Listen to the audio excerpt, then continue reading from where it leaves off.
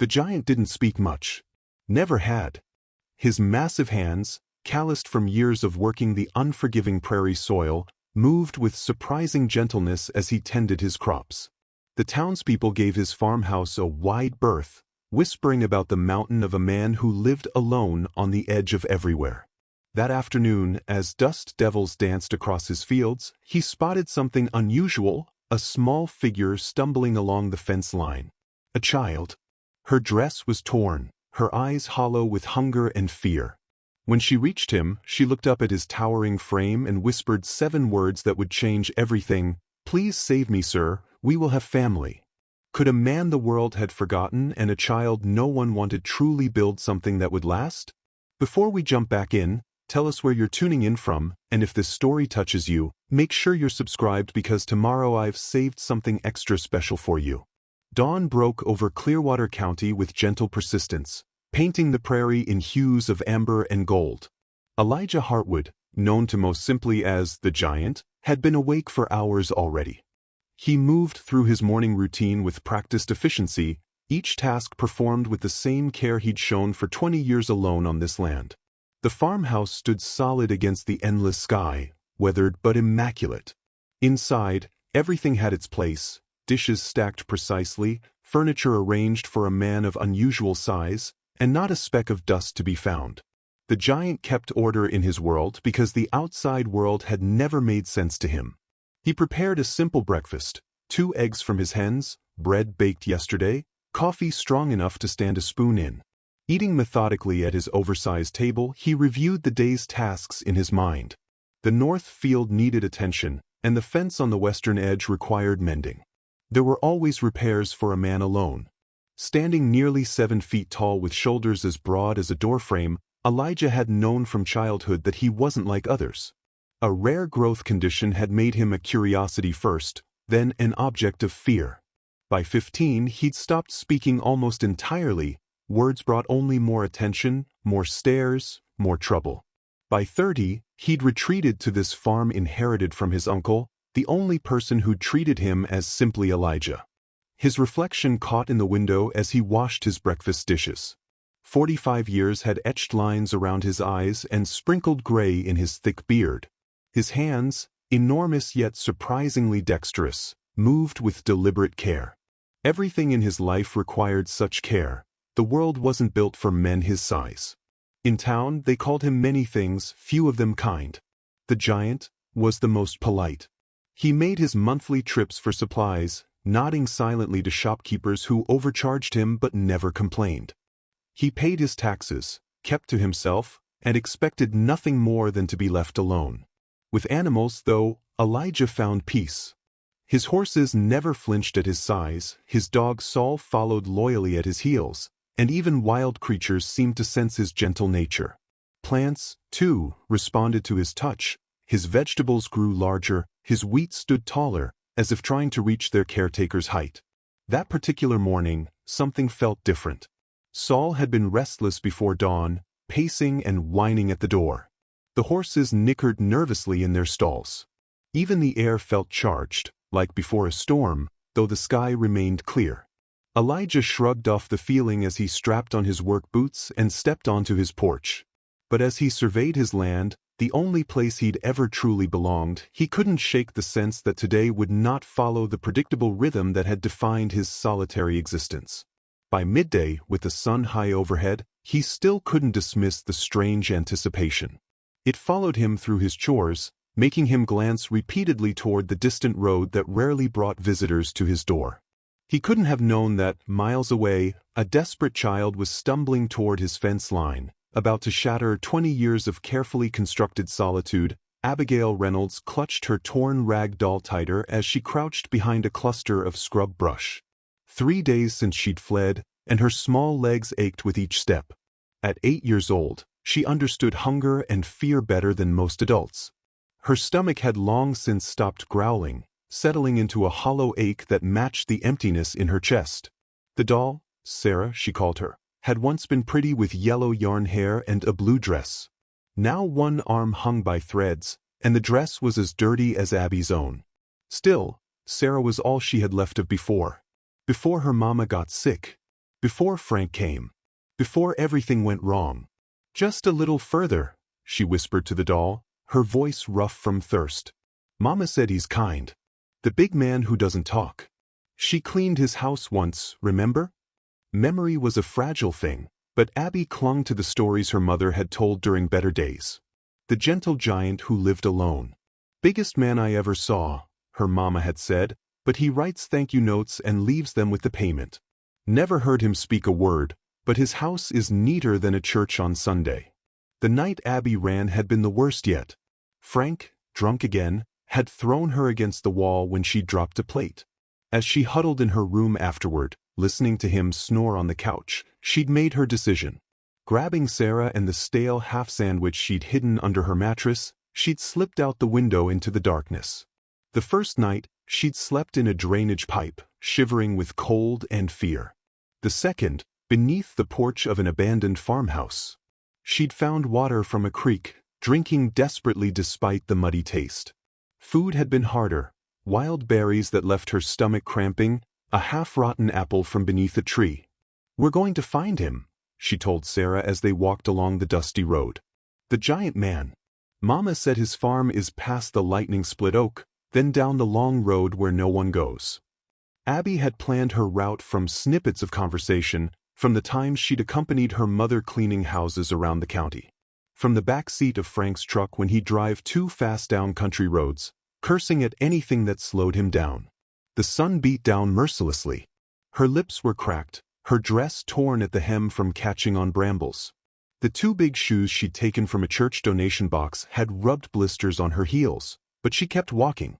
Frank would be looking for her by now. Not because he cared, because she was his to control. When she spotted the lightning split oak, hope flickered in her chest. See, Sarah? We're almost there. The tree stood like a sentinel, its massive trunk cleaved nearly in two by some long-ago storm. Yet still alive, still reaching toward the sky with half its branches. Beyond it stretched a dirt road, rutted and rarely used. Abby paused, swaying slightly from exhaustion. What if the giant man turned her away? What if he was cruel, not kind as her mother had believed? What if Frank found her first? But there was nowhere else to go. We have to try, she told her doll firmly. He's alone and we're alone. Maybe. She couldn't quite articulate the desperate hope forming in her young mind, but she felt it nonetheless. As the afternoon heat intensified, Abby stumbled along the fence line of what must be the giant's farm. In the distance, she could see a tall figure working in the fields. Her heart hammered against her ribs, fear mingling with desperate hope. Please, she whispered to whatever angels might be listening. Please let him help us. The giant straightened his back, feeling the familiar protest of overworked muscles. Something had caught his attention, a flicker of movement along his fence line. Shielding his eyes against the afternoon sun, he squinted at the small figure making its way unsteadily toward him. A child. Out here, miles from town, alone. His first instinct was to return to his work. Children meant parents, and parents meant accusations, fear, the usual reaction to his presence. But the child stumbled, nearly falling, and the giant found himself moving forward without conscious decision. As he drew closer, he saw it was a girl, perhaps 7 or 8, in a filthy dress that hung from her thin frame. Her face was smudged with dirt, tear tracks cutting clean lines down her cheeks. In her arms, she clutched what appeared to be a ragged doll. The giant stopped several paces away, not wanting to frighten her further. To his surprise, instead of running, the girl looked up at him with desperate hope in her exhausted eyes. Please save me, sir, we will have family, she whispered, her voice cracking from thirst. The giant blinked, certain he had misheard. He awkwardly gestured toward his water canteen, unsure what else to do. When was the last time he'd spoken to a child? Had he ever? The girl took the canteen with shaking hands, drinking greedily until water spilled down her chin. The giant watched, bewildered, as she wiped her mouth with the back of her hand and tried to stand straighter. I'm Abby, she said, her voice slightly stronger. This is Sarah. She held up the one-armed doll. We need a place to stay. I can work. I'm good at cleaning and being quiet. The giant's mind raced. A child couldn't stay with him. It wasn't proper. People would talk. And yet, turning her away seemed impossible. Her small body trembled with exhaustion, and those eyes, haunted beyond their years, held his gaze with desperate determination. He pointed toward the farmhouse, then to himself, then to her, raising his eyebrows in question. Understanding dawned on her face. Yes, please. Your house. Can we stay? The giant hesitated, then nodded once. Relief flooded the child's features before her knees buckled. Without thinking, he caught her small form before she hit the ground. She weighed almost nothing in his massive hands. Carrying her awkwardly, the doll still clutched in her grip, he walked toward the farmhouse. What was he doing? He had no business taking in a strange child. And yet, leaving her to collapse in his fields was unthinkable. Inside, he set her gently on a chair at his kitchen table. She looked impossibly small there, her feet dangling above the floor. The giant filled a bowl with stew he'd made the day before, warming it quickly on the stove. When he placed it before her with a chunk of bread, she stared at it as if unable to believe it was real. "Thank you," she whispered, then began to eat with the single-minded focus of the truly hungry. As she ate, the giant noticed the bruises on her arms, partially hidden by her sleeves. Old ones, yellowing at the edges, and newer ones, dark against her pale skin. His jaw tightened.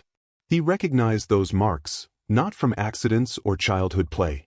When she finished eating, her eyelids drooped heavily. The giant led her to his spare room, where he stored extra supplies and occasionally mended harnesses. Clearing a space, he laid out clean blankets on the small cot kept for the rare occasion when the veterinarian needed to stay overnight for a difficult calving. "Is this mine?" Abby asked, wonder in her voice. The giant nodded, uncomfortable with the gratitude in her eyes. As she curled up on the cot, still clutching her doll, he wondered what storm he had just invited into his carefully ordered life. Abby woke screaming in the darkness, her small body rigid with terror. The giant was at her door in moments, lamp in hand, his imposing silhouette filling the doorway. "He's coming," she sobbed, clutching Sarah to her chest. "Frank's coming to get me." The giant stood awkwardly, uncertain how to comfort a frightened child. After a moment's hesitation, he set the lamp down and pulled a small notebook and pencil from his pocket. His massive hands dwarfed the writing implements, but his letters were surprisingly neat and even. "You're safe. No one is here but us." He held the note where she could see it. Abby's sobs quieted as she squinted at the words. "You can write," she said, surprise momentarily overtaking her fear. The giant nodded, then wrote again. "I don't talk much. Writing is easier." "My mama said you were quiet," Abby whispered, wiping her nose on her sleeve. "She cleaned for you once. She said you were kind." The giant's brow furrowed. He wrote again. "Reynolds? Martha's daughter?" Abby nodded, fresh tears welling. "She got sick. Then she died. Then Frank." She trailed off, clutching her doll tighter. The giant remembered Martha Reynolds, a quiet, efficient woman who had come to clean his house monthly for nearly a year. She had never shown fear of him, had even left homemade preserves once. Then she had stopped coming. He'd assumed, like most people, she'd simply grown uncomfortable around him. "I'm sorry about your mama. You can stay tonight. Tomorrow we'll figure things out." Abby's face crumpled. "Please don't make me go back. I'll be good. I'll work hard." Her voice dropped to a whisper. "He hurts me." The giant's expression darkened. He wrote again, his pencil pressing hard into the paper. "No one will hurt you here." He didn't know what tomorrow would bring, but that much he could promise. The next morning brought new challenges. The giant realized he had little suitable for a child to eat, wear, or do. Abby followed him silently as he did his morning chores, her small shadow to his large one. When he went to tend the animals, she waited by the fence, watching with solemn eyes. "Can I help?" she asked eventually. "I'm good at helping." The giant considered, then handed her a small bucket of feed for the chickens. She took to the task with surprising competence, scattering the grain in an even pattern just as he'd done. "My friend Jenny had chickens," she explained, "before we moved in with Frank." At midday, Sheriff Jackson's patrol car came bumping up the long drive. The giant saw it from the fields and hurried back to the house, anxiety churning in his stomach. Abby was inside, washing her doll's dress in the sink. "Someone's coming," he wrote quickly, showing her the note. Fear flashed across her face. "Is it Frank?" The giant shook his head, then added, "Sheriff. Stay quiet. Let me handle it. Will you make me go with him?" Her voice trembled. The giant hesitated. He couldn't lie to her. He had no legal right to keep someone else's child. And yet, "Not today," he wrote finally. "Trust me." Sheriff Jackson was a stocky man with a perpetual sunburn and 20 years of enforcing the law in Clearwater County.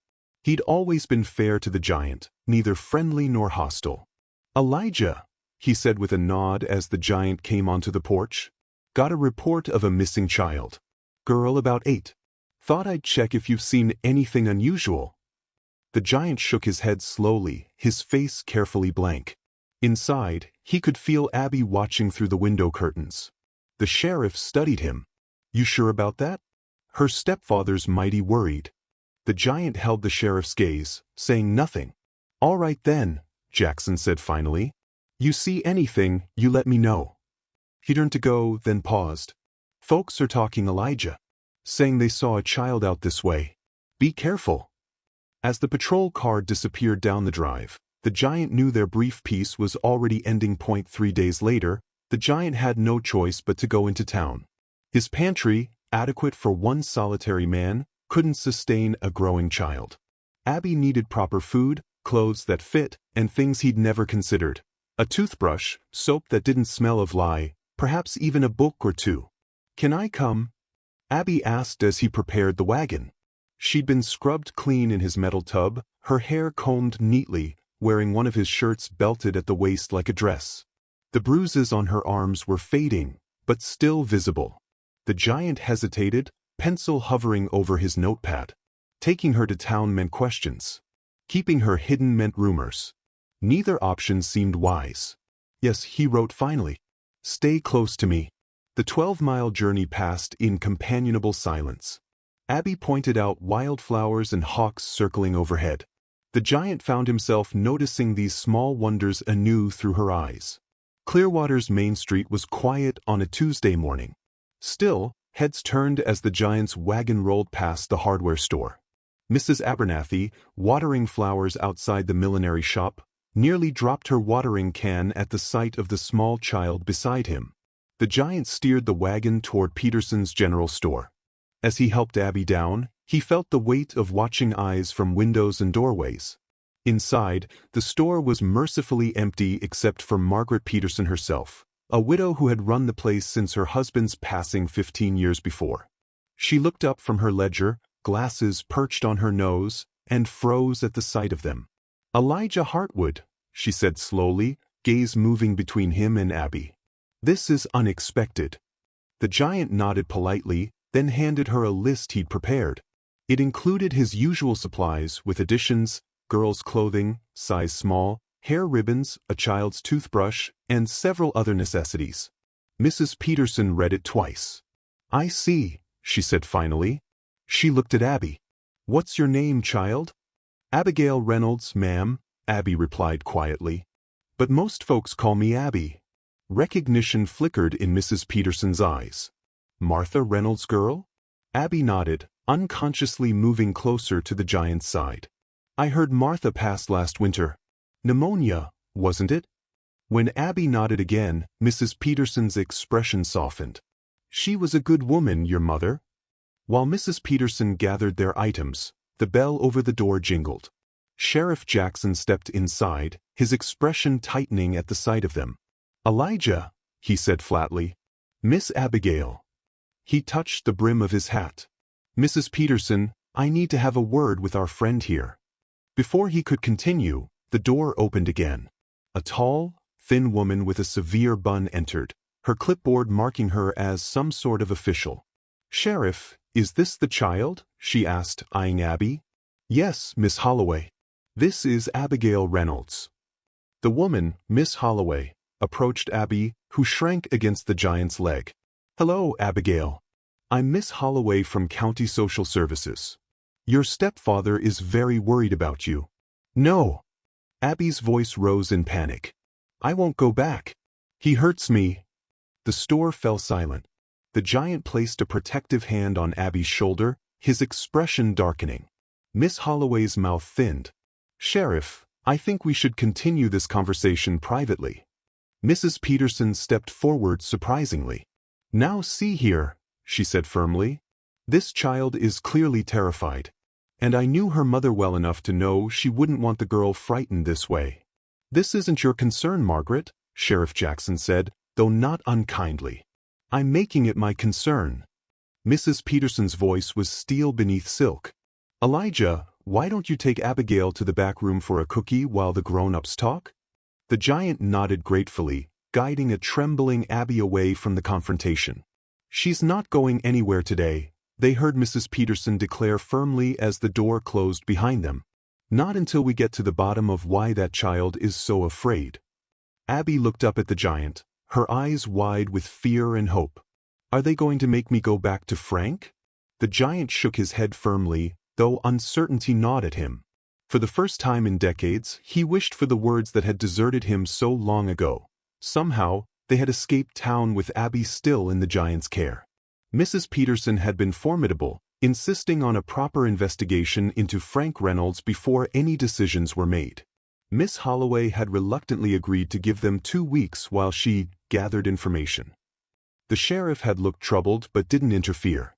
Now, a week into their reprieve, morning sunlight streamed through the kitchen window as the giant showed Abby how to knead bread dough. His massive hands dwarfed hers as he demonstrated the technique, pressing gently into the soft mixture.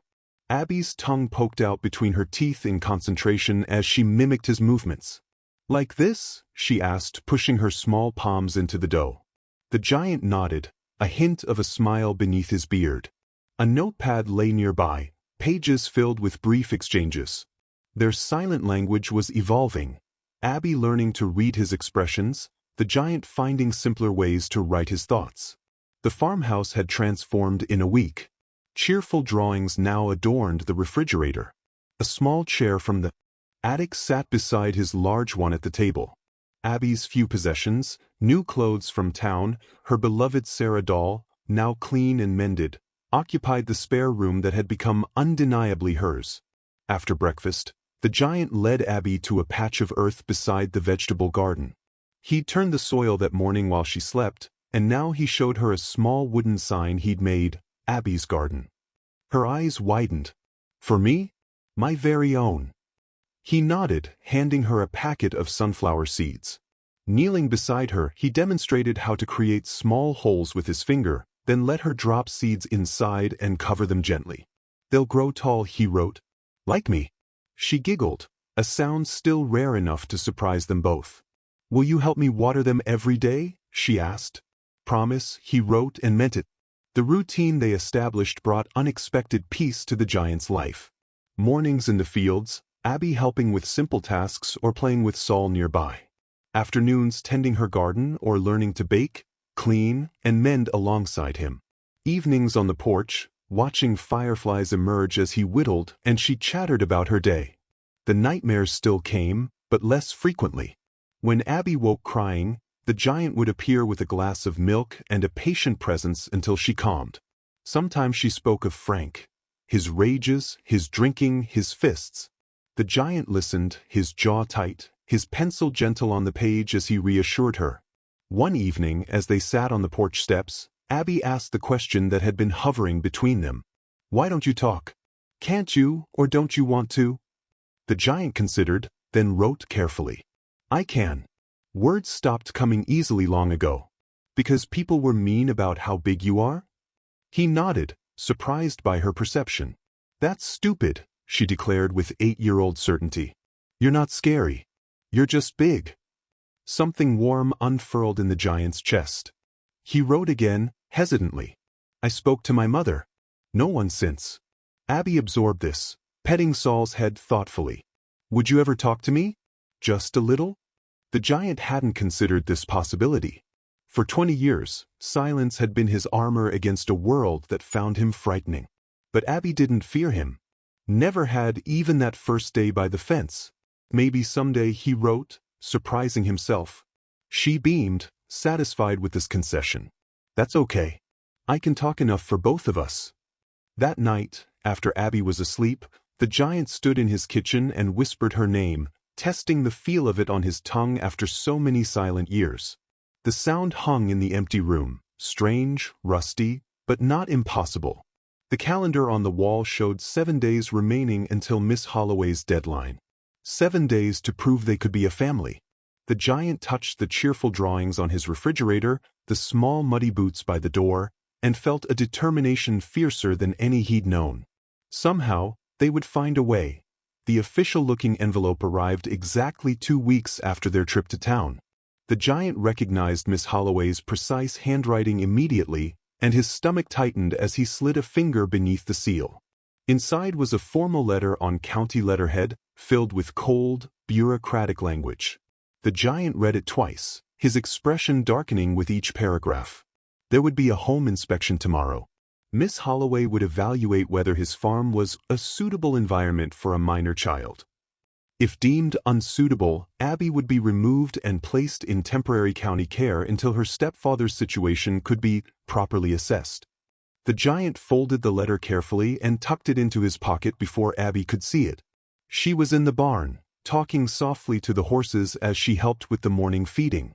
These small moments of contentment seemed too precious to disrupt. But the clock was ticking. By evening, he had no choice but to show her the letter. "They're coming tomorrow?" Abby's voice quavered. "What if they take me away?" The giant reached for his notepad. "We'll clean everything. Show them you're happy here." "But what if they don't listen?" Her small fingers twisted anxiously in her dress. "Frank can be nice when he wants. He fools people." The giant had seen men like Frank before, charming in public, monsters in private. His jaw tightened at the thought of sending Abby back to such a man. "Trust me," he wrote, then underlined it twice. They spent the evening preparing. The farmhouse, already neat, was scrubbed until it gleamed. Abby's room was organized, her few possessions displayed with care. The giant even cut fresh flowers from the wildflower patch and placed them in a jar on the kitchen table. As bedtime approached, Abby grew quieter, the weight of tomorrow heavy on her small shoulders. When he tucked her in, she clutched Sarah tightly against her chest. "Will you stay until I fall asleep?" she whispered. The giant nodded, settling his large frame awkwardly on the floor beside her bed. Impulsively, Abby reached out and took his massive hand in her tiny one. "We're family now, aren't we?" she asked, her voice barely audible. The giant swallowed hard, then nodded again. Something fierce and protective swelled in his chest, a feeling he'd never experienced before Abby had stumbled into his life. Morning arrived too quickly. The giant was already dressed in his cleanest shirt when Sheriff Jackson's patrol car pulled up, followed by Miss Holloway's county sedan. A third car, unfamiliar, parked behind them. The giant watched from the window, tension radiating through his large frame. "They're here," Abby whispered, appearing at his side in her best dress, hair neatly braided as he'd clumsily learned to do. The giant placed a reassuring hand on her shoulder before opening the door. Sheriff Jackson nodded in greeting. Miss Holloway clutched her ever-present clipboard. But it was the third visitor who made the giant's blood run cold, a wiry man with a charming smile that didn't reach his eyes. "Frank," Abby breathed, unconsciously stepping behind the giant's leg. "There's my little girl," Frank Reynolds said smoothly, his voice dripping with false concern. "I've been so worried about you, Abby girl." Miss Holloway cleared her throat. "Mr. Hartwood, we're here for the scheduled home evaluation. Mr. Reynolds has requested to be present as Abigail's legal guardian." The giant remained motionless in the doorway, his massive frame blocking entrance to anyone who might try to take Abby. "Now, Elijah," Sheriff Jackson said quietly, "we're just following procedure here. No one's making any decisions today." The giant's eyes never left Frank's face. He recognized the type. He'd faced bullies all his life. This man was dangerous in ways the others couldn't see. Slowly, reluctantly, he stepped aside to let them enter, his hand still protectively on Abby's shoulder. As Frank passed, he gave the giant a smirk that confirmed every fear. The battle for Abby had truly begun. Miss Holloway's inspection was thorough and cold. She examined every room, making notes on her clipboard with quick, sharp strokes. The giant followed silently, his massive presence a stark contrast to her rigid efficiency. Frank Reynolds stayed close to Abby, one hand on her shoulder in what looked like affection to outsiders but made the child stiffen with fear. His voice remained gentle, reasonable, as he explained to Miss Holloway how worried he'd been. "I just want my little girl back home where she belongs," he said, his eyes appropriately moist. "We've both been lost since her mother passed." In the kitchen, Miss Holloway paused at the refrigerator covered with Abby's drawings. "Did you make these, Abigail?" Before Abby could answer, Frank interjected. "She's always been artistic. Gets it from her mother." He smiled down at Abby. "Remember how we used to hang your pictures at home, sweetheart?" The lie hung in the air. Abby's pictures had been torn up during one of Frank's rages, thrown into the trash while she watched.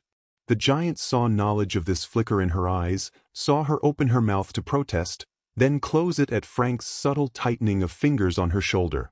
"Mr. Hartwood," Miss Holloway said, turning to the giant, "I need to understand your relationship to this child. You're not a relative, correct?" The giant reached for his notepad, but Frank spoke first. "He's a stranger who took in a confused, grieving child. Hardly appropriate, wouldn't you agree?" Sheriff Jackson, who had been silently observing, finally spoke up. "Elijah's been a part of this community for 20 years without incident."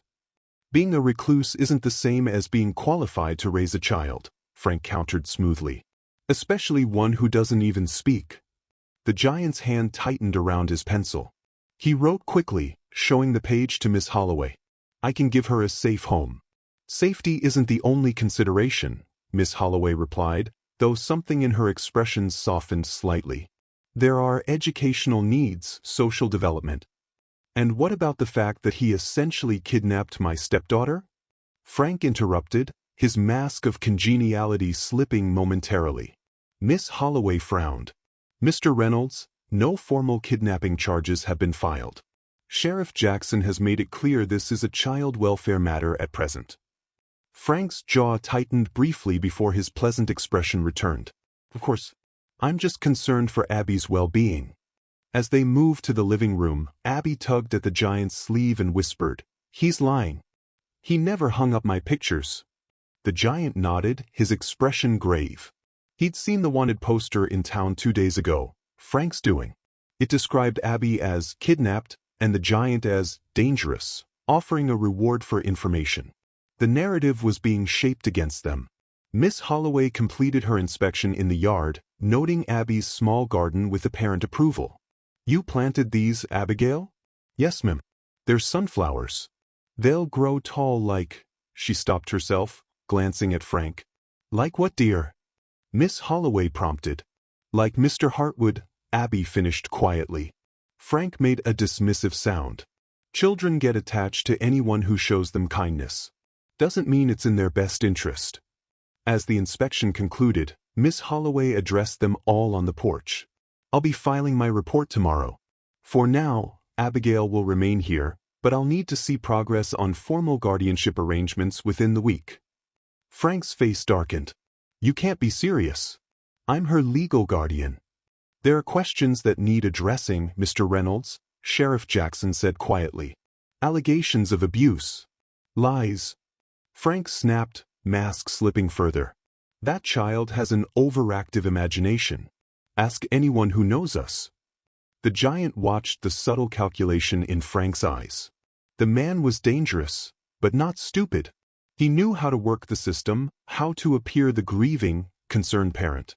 As they departed, Frank lingered behind. When the others were out of earshot, he turned to the giant with cold eyes. "This isn't over," he said softly. "That girl is mine, and I'm taking her home. One way or another." The giant met his gaze steadily, saying nothing but conveying everything in his unwavering stare. For the first time, Frank seemed to truly register the giant's imposing size, the strength in those massive hands. He smiled thinly. "We'll see who the law sides with, a normal, grieving father or a mute freak playing house." Only after Frank's car disappeared down the drive did the giant release the breath he'd been holding. Inside, he found Abby hiding in her room, clutching Sarah tightly. "He's going to take me away," she whispered, tears streaming down her face. The giant shook his head firmly and wrote, "Never." The knock on the door came early the next morning. The giant tensed, expecting Frank or Miss Holloway, but instead found Margaret Peterson on his porch, holding a covered dish. "Good morning, Elijah," she said briskly. "I heard about yesterday's inspection. Thought you might need reinforcements." The giant blinked in surprise, then stepped aside to let her enter. Abby appeared in the hallway, eyes widening at their visitor. "Mrs. Peterson." "Hello, dear." The older woman set her dish on the counter, a freshly baked blackberry pie, still warm. "I thought we might all have a chat." Over pie and coffee, milk for Abby, Mrs. Peterson explained her presence. "I knew your mother, Elijah. Did you know that?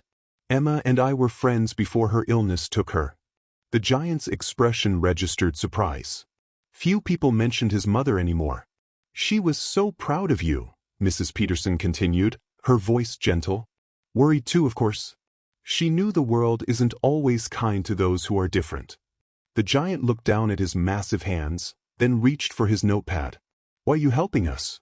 Mrs. Peterson adjusted her glasses. "Because I knew Martha Reynolds too. She cleaned for half the county, including me. That woman adored her daughter." She looked at Abby. "And she was concerned about Frank from the beginning." Abby's eyes filled with tears. "Mama said he was different when they first met. Then he changed." "Men like that often do," Mrs. Peterson said grimly. She turned back to the giant. "The way I see it, you two need each other. And you need someone who understands the system." "Miss Holloway wants formal guardianship arrangements," the giant wrote. "I'm one step ahead of you." Mrs. Peterson reached into her handbag and pulled out several papers. "I've spoken with Judge Wilson. He owes me a favor after I took care of his mother before she passed. He's willing to grant you temporary custody while we investigate Frank further." Hope flickered across Abby's face. "Really?" "There's more," Mrs. Peterson continued. "I've been talking to people in town. The opinions divided, but more folks are on your side than you might think. Martha was well-liked, and there were whispers about Frank's temper." The giant's brow furrowed as he wrote again. "Why would the town help me? They've always kept their distance." Mrs. Peterson's expression softened. "Elijah, you've misunderstood all these years. Most folks aren't afraid of you, they're respectful of your privacy. You've been so determined to be left alone that people obliged." This perspective had never occurred to the giant. He'd interpreted distance as fear for so long.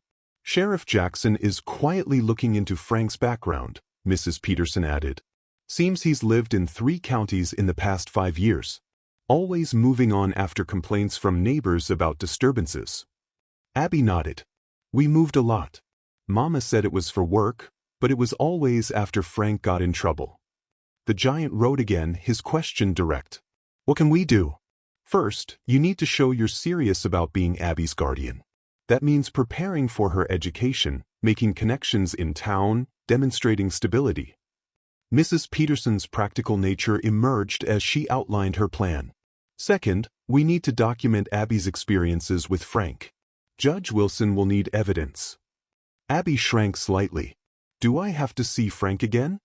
"Not if we can help it, dear," Mrs. Peterson assured her. "But you'll need to be brave and tell your story to Miss Holloway." The giant reached across the table and gently squeezed Abby's small hand. She looked up at him, fear mingling with determination in her eyes. "I can be brave if you're with me," she said. The giant nodded solemnly, then wrote, "Boys." Mrs. Peterson watched this exchange with approval. "Well then, it seems we have work to do." She stood and smoothed her dress. "Elijah, you should know Frank's been talking in town, telling stories about you. Nasty ones." The giant's expression didn't change. He was used to being the subject of rumors. "The difference this time," Mrs. Peterson continued, "is that people are questioning his version. You're not alone in this fight." As she prepared to leave, she paused at the door. "Bring Abby to Sunday service this week. Let people see you together. Let them see what I see, 2 people healing each other." After she departed, Abby looked up at the giant. "Are we really going to church?" The giant considered this challenge. The stares, the whispers, the discomfort of folding his large frame into a small pew. Then he nodded firmly and wrote, "Family does hard things together. Sunday came too quickly." The giant stood before his bedroom mirror, adjusting a tie he hadn't worn in 15 years. His hands, more accustomed to farm work than formal dress, fumbled with the knot. After 3 attempts, he gave up, leaving the tie hanging loosely around his neck. A soft knock at his door was followed by Abby's curious face peering in. She wore the new dress Mrs. Peterson had brought over, blue with white flowers, not unlike the one in her doll's miniature wardrobe. "You look nice," she said, eyeing his pressed shirt and ancient suit jacket with approval. Then she giggled. "Except for your tie." The giant's mouth quirked in a half-smile as he gestured helplessly at the offending garment. "I can fix it," Abby offered. "Mama taught me how." "For Frank," she added, her smile faltering briefly. The giant knelt, bringing himself down to her height. With surprising deftness, Abby's small fingers worked the silk into a neat knot. As she concentrated, the giant studied her face, the determined set of her jaw, the slight furrow between her brows. In just weeks, she'd become the center of his world. "There," she said proudly, stepping back to admire her work. "All handsome now." The giant's throat tightened with emotion. He nodded his thanks, patting her shoulder gently before rising. "Wait," Abby said suddenly. "I found something yesterday. In the attic." She disappeared, returning moments later with a dusty wooden box. "It has pictures inside. Is it yours?" The giant recognized it immediately, his mother's keepsake box. He hadn't opened it since her funeral 20 years ago. He took it carefully, brushed away the dust, and lifted the lid. Inside lay the carefully preserved fragments of his earlier life. School certificates, a pressed flower from his mother's garden, and photographs, most notably one of a normal-sized boy with serious eyes, standing beside a smiling woman. "Is that you?" Abby asked incredulously, pointing to the boy. The giant nodded, taking the photo with gentle fingers. He found his notepad and wrote, "Before I grew too much. 13 years old. What happened? Pituitary tumor. Made me grow. Doctors couldn't stop it." Abby studied the photograph intently. "You look sad." Even then. The giant couldn't deny it. He'd always been serious, even before his condition manifested, but afterward, sadness had become his constant companion. Abby's small hand covered his large one. "You're not sad all the time now, are you?" The giant considered this, then shook his head slowly. It was true, since Abby's arrival, something had changed inside him. "Is that your mama?" Abby pointed to the woman in the photo. The giant nodded, swallowing hard. His mother, the last person he'd spoken to before silence became his refuge against cruelty. "She looks nice," Abby said softly. "Like she loved you a lot." The giant stared at the photograph, memories washing over him. His mother's patience as his body betrayed him, growing too quickly, becoming ungainly and strange. Her fierce protection when others stared or mocked.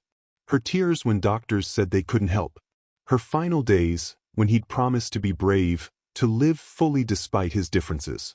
A promise he hadn't kept. "We should take this with us," Abby decided, carefully returning the photo to the box.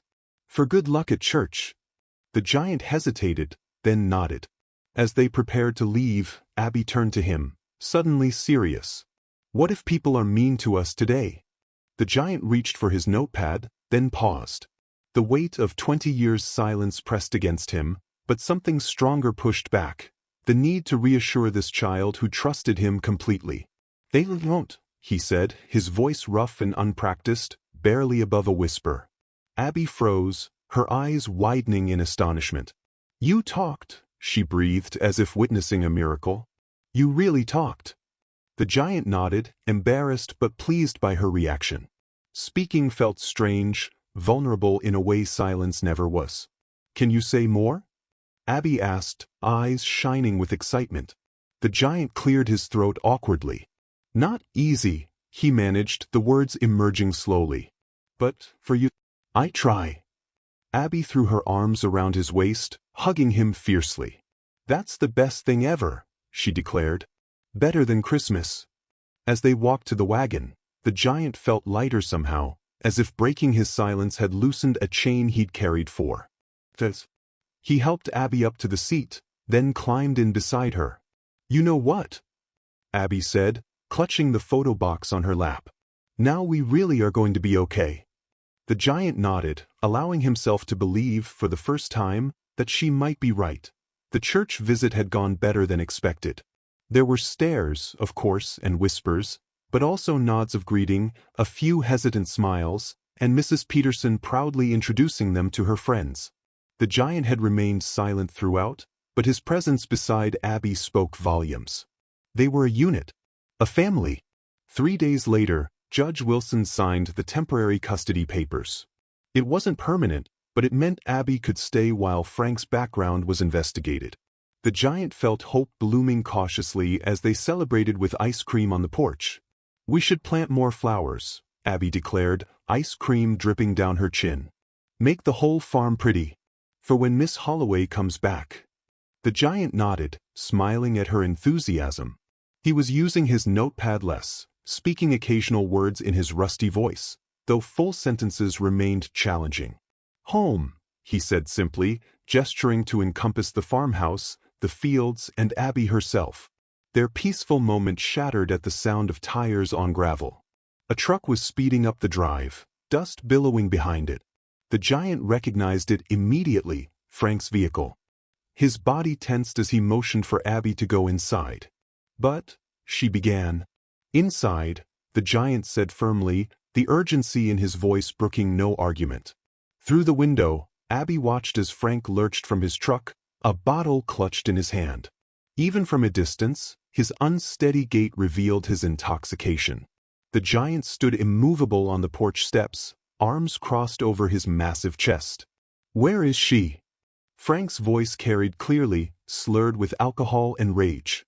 "I know you got them papers, but she's still mine. Blood means something in this country."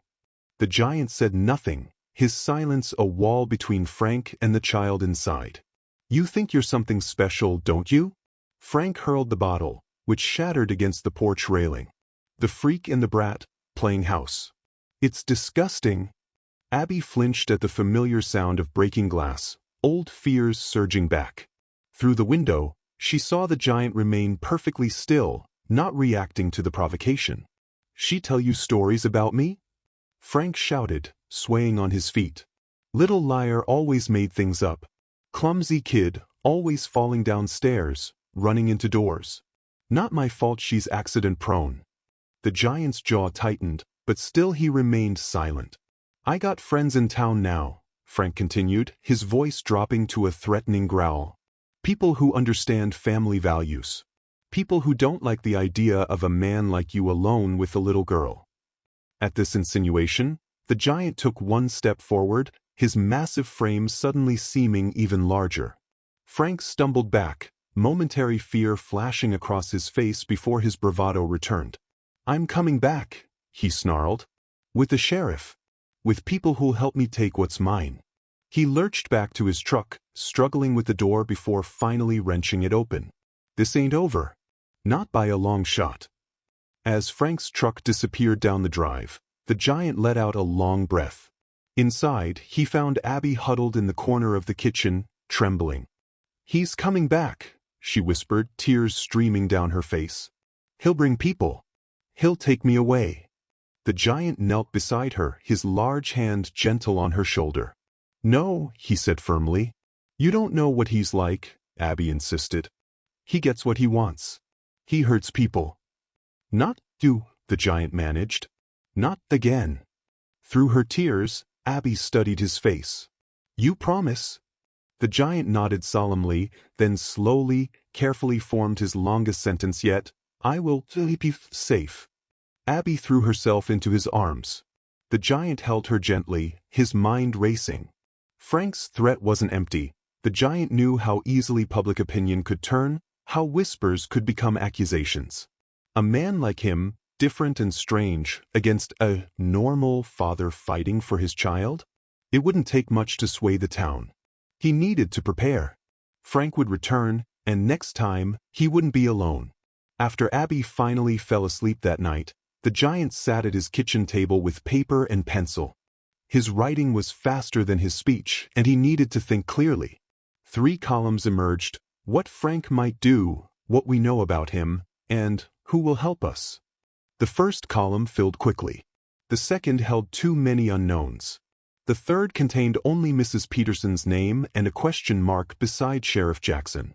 It wasn't enough. Not nearly enough to fight what was coming. The giant's hand tightened around his pencil.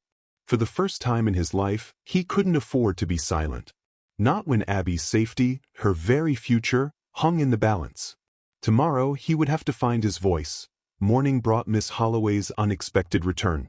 The giant watched from the porch as her county car parked beside his tractor. Abby pressed against his side, her small body tense with apprehension.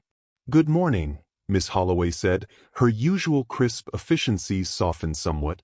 "I heard about yesterday's incident with Mr. Reynolds." The giant nodded, unsurprised. News traveled quickly in small towns. "Is Abigail all right?" Her gaze moved to the child, who hadn't stepped away from the giant's protective shadow. "I'm okay," Abby said quietly. "He didn't get inside." "May we talk?" Miss Holloway asked, gesturing toward the house. Once seated at the kitchen table, Miss Holloway got straight to the point. "Sheriff Jackson is concerned about Mr. Reynolds' behavior. He was still intoxicated when he returned to town, making threats at the diner." The giant wasn't surprised, but tension radiated through his large frame. "Mr. Hartwood," Miss Holloway continued, "I need to be frank with you. This situation is highly unusual. While Judge Wilson has granted temporary custody, the long-term arrangement remains questionable." "Why?" The single word emerged rough but clear. Miss Holloway blinked, apparently surprised to hear him speak. "There are significant concerns. Your isolation. Your limited communication. Your lack of experience with children." She paused. "And there's the matter of education, social development, community integration." "I can go to school," Abby interrupted. "Mr. Hartwood already talked to Mrs. Peterson about it. And we went to church on Sunday." "That's commendable," Miss Holloway acknowledged. "But is it enough? Is this truly the best environment for a child?" The question hung heavy in the air. The giant's gaze fell on a colorful drawing pinned to the refrigerator, Abby's depiction of them together, his figure towering protectively beside her small one. Above them, she'd written in careful letters, "My family." Doubt crept into his heart. Was he being selfish? Could a man like him, who had deliberately withdrawn from the world, really provide what a child needed?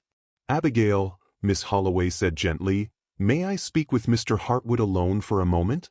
Reluctantly, Abby went to the porch, casting worried glances over her shoulder. When they were alone, Miss Holloway's professional demeanor softened further. "Mr. Hartwood, I'm trying to understand. Why this child? Why now, after so many years alone?" The giant reached for his notepad. Speech still came too slowly for complex thoughts. "She needed me. I understand what it's like to be different. To be afraid." Miss Holloway read his words, her expression thoughtful. "And what happens when she needs more than you can give? Friends her own age? Activities beyond this farm? A mother figure?" The giant had no immediate answer. These were questions he'd asked himself in the quiet darkness of night. "I will learn. For her. It may not be enough," Miss Holloway said, not unkindly. "Frank Reynolds is her legal guardian.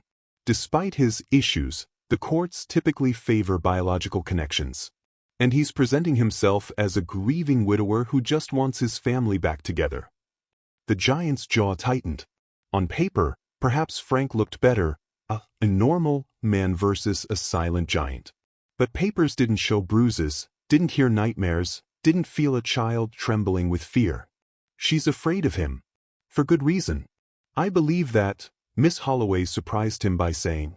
"But proving abuse is difficult, especially with a child's testimony alone. Mr. Reynolds is well-spoken, seemingly reasonable.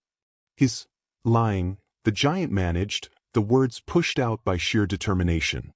"Quite possibly," Miss Holloway agreed. But the system isn't perfect, Mr. Hartwood. Sometimes it fails the very children it's meant to protect. The giant felt cold fear spreading through his chest. Was she warning him they might lose? From outside came a sudden cry of delight. They both turned to see Abby kneeling by her garden, where the first sunflower had finally bloomed, its face turned toward the morning sun. "I've never seen her smile like that in Frank's presence," Miss Holloway observed quietly. The giant stood and moved to the window, watching as Abby carefully measured the sunflower's height against a stick, recording its growth just as he taught her. "I can't make promises," Miss Holloway said, joining him. "But I can tell you I'm troubled by Mr. Reynolds' behavior yesterday. Sheriff Jackson is investigating previous residences, looking for patterns." Hope flickered cautiously in the giant's chest. "In the meantime," she continued, "may I offer some advice? Make this work. Show everyone that despite the unconventional nature of your situation, you can provide stability, education, and community connections for Abigail." The giant nodded, resolution settling over him. "And Mr. Hartwood? Find your voice. The hearing will come, and the judge will need to hear from you, not just your written words." After Miss Holloway left, the giant joined Abby in the garden. She proudly showed him the sunflower, nearly as tall as her shoulder now. "It's growing strong," she said. "Just like us." The giant looked down at her hopeful face and made a silent vow. Whatever it took, however far outside his comfort he needed to go, he would fight for their family. He would find his voice. Mrs. Peterson arrived that afternoon with determination in her stride and a folder tucked under her arm. The giant and Abby were repairing a fence post. Or rather, the giant was working while Abby solemnly handed him tools, learning their names and purposes. "We have news," Mrs. Peterson announced without preamble. "Some good, some concerning."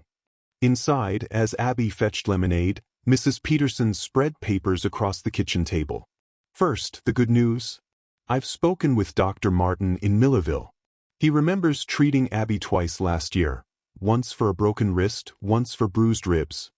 He was suspicious enough to document everything." The giant's expression darkened at this confirmation of Abby's abuse, but Mrs. Peterson pressed on. "He's willing to testify that the injuries were inconsistent with the accidents Frank claimed." She tapped a medical report. "This is crucial evidence." Abby returned with the lemonade, her expression somber beyond her years. "Dr. Martin was nice," she said quietly. "He gave me a lollipop and asked lots of questions when Frank wasn't in the room." Mrs. Peterson nodded approvingly. "Smart man. Now, the concerning news. Frank's been busy. He's gathered several men from town, including Thomas Webb and the Harris brothers." The giant knew them, troublemakers who frequented the town's only bar. Not violent usually, but easily swayed and looking for importance. "They're calling themselves a rescue party," Mrs. Peterson continued, disgust evident in her voice. "Making big talk about saving a child from," she glanced at Abby and modified her words. "Well, from an improper situation." "When?" the giant asked, the single word carrying weight. "That's just it, we don't know. Sheriff Jackson is keeping an eye on them, but he can't stop them unless they actually break the law." Mrs. Peterson sighed. "And he's only one man. If they come out here?" The giant nodded his understanding. The sheriff's jurisdiction covered the entire county. By the time he responded to trouble at the remote farm, it might be too late. "What do we do?" Abby asked, her voice small. Mrs. Peterson straightened, her practical nature asserting itself. "We prepare. First, Judge Wilson has agreed to move up the custody hearing to next Wednesday. That gives us 5 days." 5 days. The giant felt both relief and anxiety. An earlier hearing meant less time for Frank to cause trouble, but also less time to prepare. "Second," Mrs. Peterson continued, "Miss Holloway has agreed to interview Abby separately from Frank, with a child advocate present. That's tomorrow morning." Abby's hand found the giant's under the table. He squeezed it gently. "Third, we need Elijah to practice speaking." Mrs. Peterson turned her determined gaze on him. "The judge needs to hear your commitment directly from you." The giant swallowed hard but nodded. The thought of speaking in the formal setting of a courtroom made his heart race, but for Abby he would try. And finally, Mrs. Peterson said, her voice softening, we need to be ready if Frank and his friends come before the hearing. I don't think they'd harm a child, but they might try to take Abby by force, claiming they're rescuing her. The giant's jaw tightened. No one would take Abby against her will, not while he drew breath. I've spoken with Bill Johnson and Pastor Thomas, Mrs. Peterson added. They'll come if there's trouble. And Sheriff Jackson has promised to drive by regularly. It wasn't enough. The giant knew how isolated his farm was, how long help would take to arrive. He reached for his notepad. Neat safe place for Abby if trouble comes. Mrs. Peterson nodded. I've thought of that. The root cellar under your barn. Does it still have that hidden entrance from the hayloft? The giant looked surprised, then nodded. Few people knew about that feature, a remnant from Prohibition days when his uncle had occasionally stored bootleg liquor. Perfect, Mrs. Peterson said. We'll prepare it with supplies. If trouble comes, Abby can hide there while we handle things. Abby had been following the conversation closely, her young mind absorbing every detail.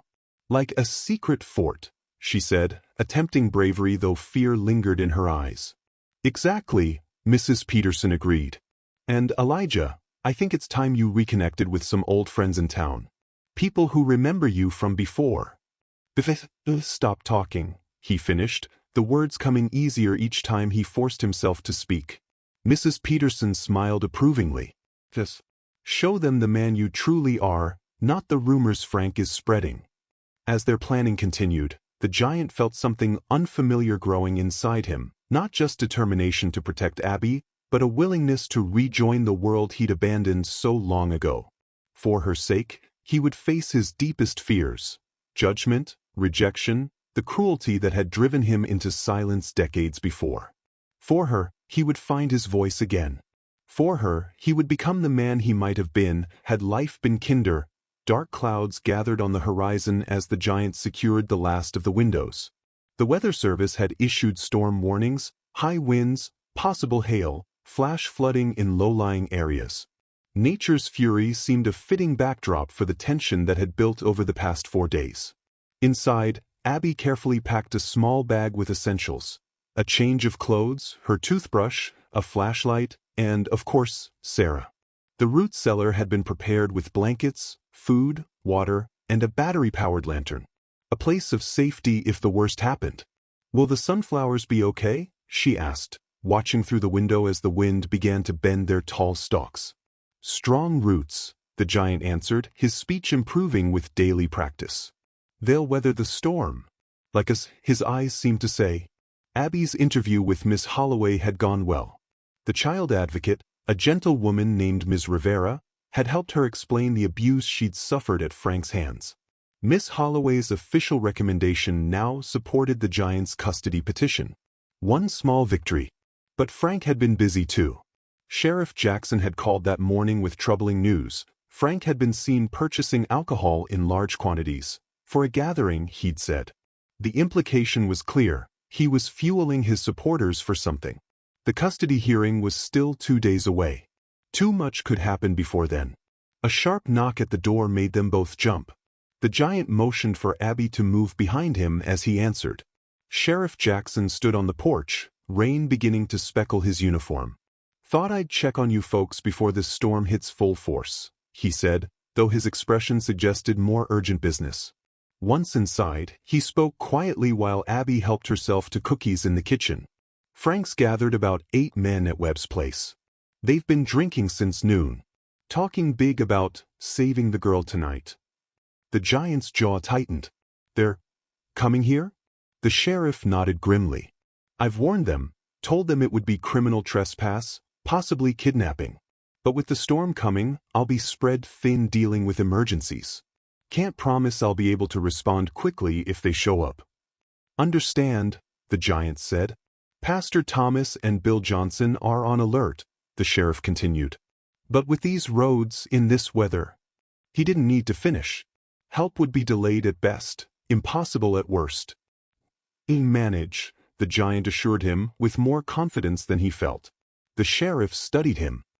You know, Elijah, I remember when you used to speak regularly.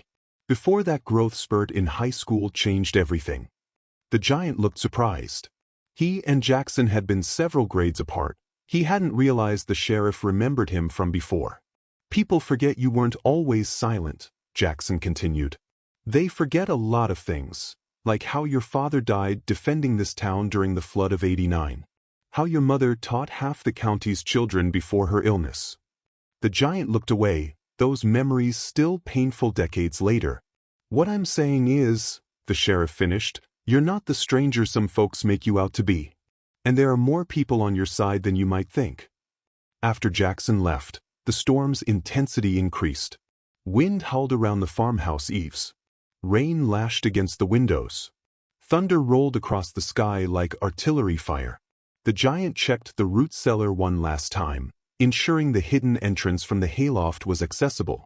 Returning to the house, soaked despite the short distance, he found Abby at the window again. "There are headlights," she said, her voice trembling. "On the road." The giant joined her, wiping condensation from the glass. Through the curtain of rain, he could make out several vehicles moving slowly up the muddy drive, their headlights cutting yellow swaths through the darkness. "It's time," he said gently. "Remember the plan." Abby's chin quivered, but she nodded bravely. "The root cellar. Stay quiet until you or Mrs. Peterson comes for me. Good girl." "What if they hurt you?" Her greatest fear spilled out. "What if they take you away instead of me?" The giant knelt, bringing himself to her eye level. With careful concentration, he formed his longest sentence yet. "I promise. I will be here when this is over." Abby threw her arms around his neck. "I love you," she whispered. The word struck him like physical force. No one had said those words to him since his mother's death. "I love you too," he managed, his voice rough with emotion. The vehicles were getting closer. The giant stood, straightening to his full imposing height. "Go now. Through the back. Stay low." As Abby slipped out the back door with her small bag, the giant turned to face the front of the house. The approaching headlights illuminated his silhouette in the window, a mountain of a man, standing firm against the coming storm. The giant stood on his porch as 4 vehicles pulled into his yard, headlights blinding through the downpour. Thunder cracked overhead, illuminating the scene in stark flashes, men emerging from trucks and cars, stumbling slightly in the mud. Frank led them, a bottle in one hand, righteous anger in his stance. "Where is she?" Frank shouted over the storm. "Where's my daughter?"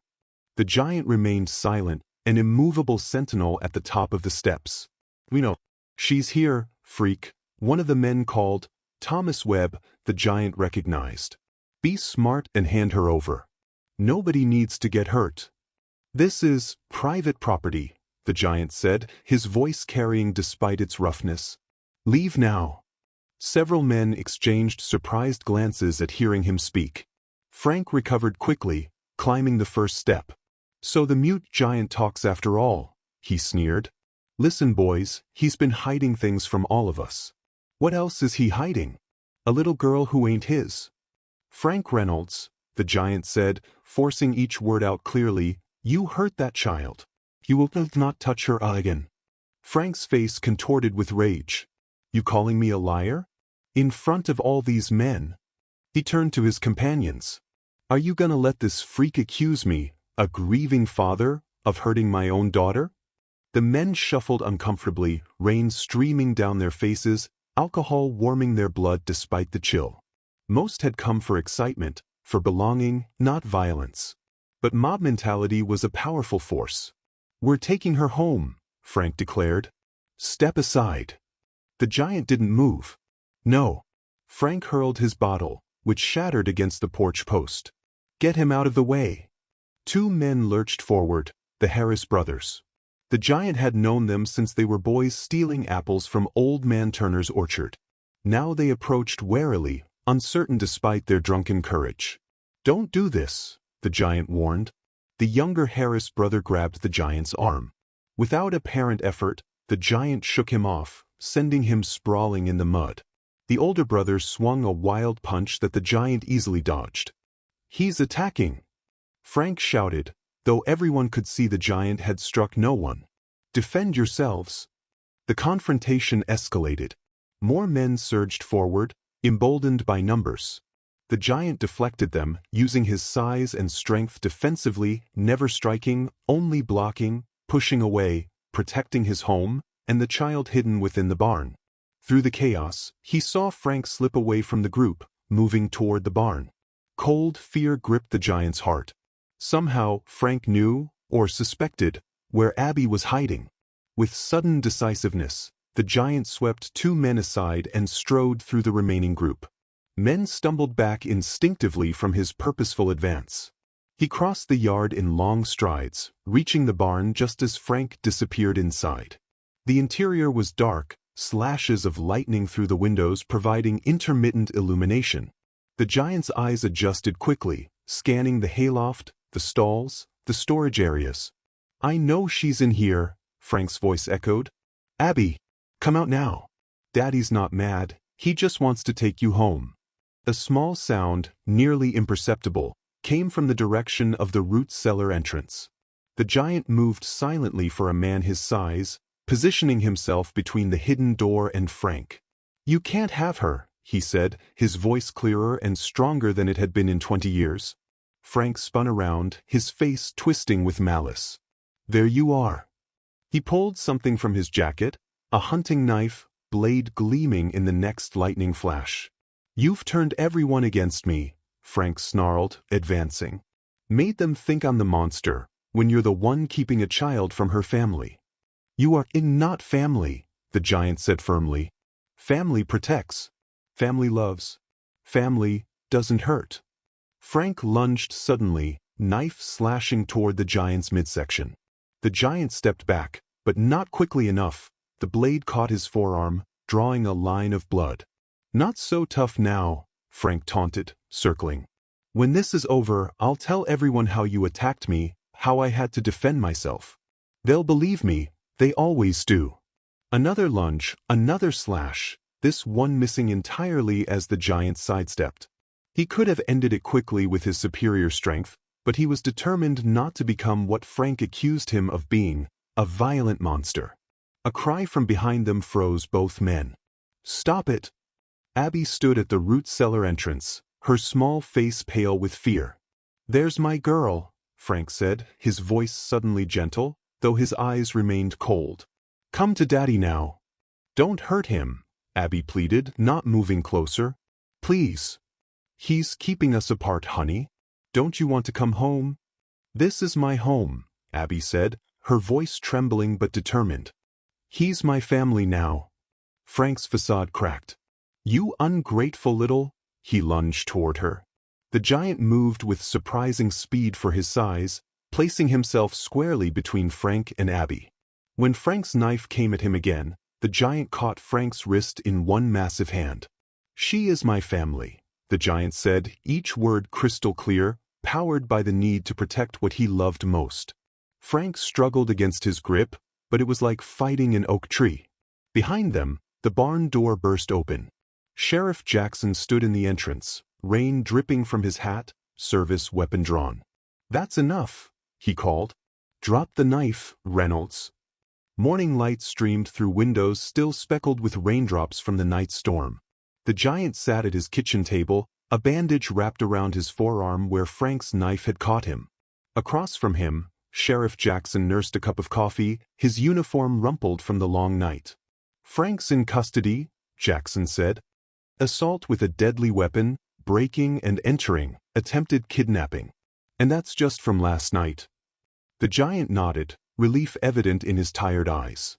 "Those men with him are sobering up in cells too," Jackson continued. "Most are already full of regrets, claiming they didn't know what Frank really intended. Webb is especially eager to cooperate, says Frank told them all sorts of stories about you." In the living room, Abby slept curled on the sofa, exhaustion having finally claimed her after the night's events. Sarah the doll was clutched tightly to her chest, a silent guardian of her dreams. "You know," Jackson said, lowering his voice, "Frank started talking once we got him to the station. Trying to save his own skin. Turns out he's wanted in 2 counties, domestic violence charges, unpaid debts, even an outstanding warrant for assault in Henderson County. The giant wasn't surprised. Men like Frank rarely confine their violence to one victim, one place. Miss Holloway is filing an emergency termination of his parental rights, Jackson added. With his confession and prior record, the judge should approve it quickly. And, Abby? The giant asked, the words coming more easily after last night's confrontation had broken through decades of silence. Jackson smiled. Judge Wilson called me personally this morning. He's expediting your guardianship petition. Barring any surprises, she'll be legally yours by the end of the week. The giant's large hands trembled slightly as he absorbed this news. After weeks of uncertainty, of fear that this fragile family they'd built might be torn apart, the path forward was suddenly clear. You'll need to appear in court, Jackson warned. Speak to the judge directly. I will, the giant said firmly. Jackson's eyebrows rose slightly at the confidence in his tone. You've come a long way in a short time, Elijah. Not just the speaking, everything. The giant glanced toward the sleeping child. She needed more than silence. Sometimes we find strength we didn't know we had, Jackson observed, when someone else needs it more than we need our comfort. Later that morning, after the sheriff had left, Mrs. Peterson arrived with fresh baked goods and town news. The confrontation at the giant's farm was the talk of Clearwater County. You should hear how the story's already changing, she said, slicing warm cinnamon bread at the kitchen counter. Those men who came with Frank? Now they're claiming they were just making sure the child was safe. As if they weren't 3 sheets to the wind and following that man like sheep. The giant listened, bemused by how quickly perspectives could shift. The interesting part, Mrs. Peterson continued, is how many people are speaking up for you now. Mrs. Turner remembers how you helped rebuild her porch after the '98 flood. Dan Miller mentioned how you rescued his son's dog from the ravine last summer. Small kindnesses, the giant said. Not important. But they are, Mrs. Peterson insisted. They show who you truly are, who you've always been behind your silence. Abby appeared in the doorway, hair tousled from sleep. Is it over? She asked quietly. Really over? The giant nodded, opening his arms. She ran to him, climbing onto his lap as naturally as if she'd been doing it her entire life. Frank's going away for a long time, Mrs. Peterson explained gently. And Judge Wilson is making it official. You'll stay here with Elijah. Forever, if that's what you both want. Abby looked up at the giant, eyes wide with hope. Forever. Forever, he confirmed, the word rich with promise. 3 days later, they stood before Judge Wilson in the county courthouse. The giant wore his one suit, freshly pressed. Abby wore a new dress, her hair tied back with ribbons. Mrs. Peterson sat in the front row, along with Sheriff Jackson, Pastor Thomas, and, surprisingly, several townspeople who had come to show support. Judge Wilson reviewed the documents before him, then looked over his glasses at the unlikely pair. Mr. Hartwood, he said formally, I understand you wish to become Abigail Reynolds' legal guardian. This is a significant responsibility. Are you prepared for what that entails? The giant took a deep breath. The courtroom was silent, many present never having heard his voice. He placed a gentle hand on Abby's shoulder and spoke clearly, each word deliberate but flowing more smoothly than he would have thought possible weeks ago. Your Honor, I am prepared. She needs a home. Safety. Love. He paused, then added simply, we need each other. Judge Wilson nodded, seemingly satisfied. He signed the document before him with a flourish. Then, by the authority vested in me by the state, I hereby grant permanent guardianship of Abigail Reynolds to Elijah Hartwood. He smiled at Abby. Young lady, it seems you found your family after all. Abby's face bloomed with joy as she looked up at the giant. Her guardian, her protector, her family. I told you, she whispered, squeezing his massive hand with her small one. I knew we would. 1 year later. Golden afternoon light bathed the farmhouse porch where Elijah Hartwood, still known as the Giant to many, though the name had lost its fearful connotations, sat in a newly built oversized rocking chair. Beside him in a matching smaller chair, Abby read aloud from her school book, her voice confident as she worked through the difficult words. Extraordinary, she sounded out carefully. That means really special, right? That's right, Elijah confirmed, his speech now fluid after a year of daily practice. Still economical with words, but no longer constrained by decades of silence. The farm had transformed along with its inhabitants. Fresh paint brightened the farmhouse.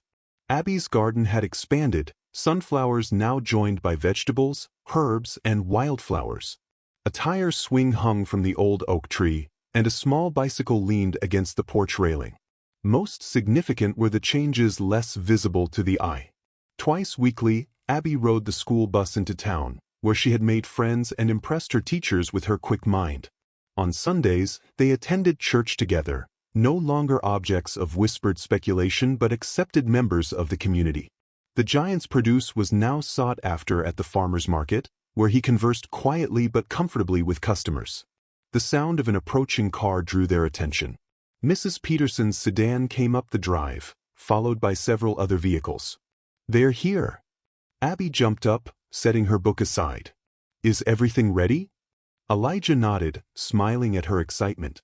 Today marked 1 year since Judge Wilson had made them legally family. Abby had insisted on celebrating what she called their family anniversary. Mrs. Peterson emerged from her car carrying a covered dish. Behind her came Sheriff Jackson and his wife, Pastor Thomas and his family, Dr. Martin from Millerville, Miss Holloway, now simply Catherine to them, and several of Abby's school friends with their parents. "Happy anniversary," Mrs. Peterson called, making her way to the porch. "Something smells wonderful." "Elijah made his special stew," Abby announced proudly. "And I baked cookies all by myself." "Only burned 2 batches," Elijah added with a wink that made Abby giggle. The yard filled with guests, conversation, and laughter. Tables had been set up beneath the oak tree, covered with checkered cloths and jars of wildflowers. It was the first party the farm had hosted in living memory. As the celebration continued, Sheriff Jackson approached Elijah with a manila envelope. "Thought you'd want to know," he said quietly. "Frank's sentencing was yesterday. 15 years minimum." Elijah nodded gravely. They'd protected Abby from the legal proceedings as much as possible, but she knew her former stepfather would never threaten her again. "Also," Jackson added, "these came through." He handed Elijah the envelope. Judge Wilson expedited them, given the circumstances. Inside were adoption papers, officially changing Abby's last name to Hartwood. Elijah had begun the process 6 months earlier, with Abby's enthusiastic blessing. "Thank you," Elijah said simply, emotion making his voice rougher than usual. Across the yard, Abby was showing her friends the tallest sunflower, which now towered over even the giant himself. Her laughter carried on the warm breeze, uninhibited and joyful. Later, as twilight softened the edges of the day, the guests gathered around a bonfire. Pastor Thomas had brought his guitar, and music mingled with the crackling flames. Abby sat between Elijah and Mrs. Peterson, contentment radiating from her small frame. During a lull in the music, she tugged on Elijah's sleeve. "Can we show them now?" He nodded, and she ran into the house, returning moments later with a framed photograph. She proudly presented it to the gathered guests, a formal portrait of herself and Elijah, both dressed in their Sunday best, her beaming smile contrasting with his more reserved but unmistakably happy expression. "It's our first family portrait," she announced. "Mrs. Peterson says we should take one every year to see how we grow." "A fine tradition," Pastor Thomas approved, studying the photograph. "The first of many, I expect." As the party wound down and guests began to depart, Abby and Elijah stood on the porch, waving goodbye. The last golden light of day caught the sunflowers, their faces turned westward following the sun's journey. "Are you happy?" Abby asked suddenly, looking up at her guardian, her father in all the ways that truly mattered. Elijah considered the question with his characteristic thoughtfulness. 1 year ago, he had been a silent, solitary figure, feared by many, known by few. Now his home rang with a child's laughter, his days had purpose beyond mere existence, and his voice had returned to tell his own story. "Yes," he said, resting his large hand gently on her shoulder. More than I ever thought possible. Abby slipped her small hand into his massive one. Me too, she said simply. Best family ever. Together, they watched the sun set on their first year as father and daughter, two once lonely souls who had found in each other exactly what they needed, a family strong enough to weather any storm.